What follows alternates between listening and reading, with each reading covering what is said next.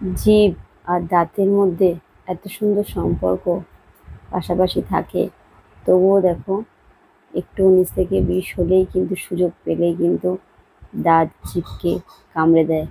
তো সেরকম কিছু কিছু মানুষ আছে, সুন্দরভাবে তোমার সাথে মিশবে, তোমার মনের মধ্যে ঢুকে যাবে, তোমার সাথে সুসম্পর্ক গঠন করবে, তারপরে সময় মতো তোমার বড় ক্ষতি করে দেবে।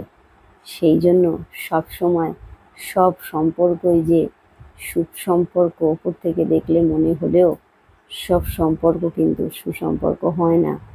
তাই চোখ কান খোলা রেখে চলতে হবে, সব কিছু বুঝে পা ফেলতে হবে। বিপদ কোনোদিন বলে আসে না, কখন কোন দিক থেকে কে কিভাবে তোমাকে আঘাত করবে তুমি জানতেও পারবে না, বুঝতেও পারবে না। তাই সব সময়ের জন্য সেইটা বুঝে পথ চলো।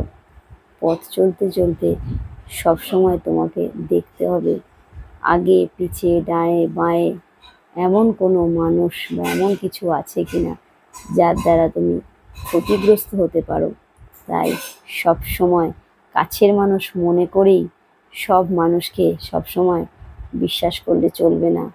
নিজের মনে করে তাকে উজাড় করে সব বলে দিলে চলবে না। তাকে ততটুকুই বলো, আগে দেখো সে কতটা বিশ্বাসযোগ্য, তারপরে সবটুকু বলো। সবাই ভালো থেকো বন্ধুরা। কথাগুলো কেমন লাগলো একটু অবশ্যই জানাবে।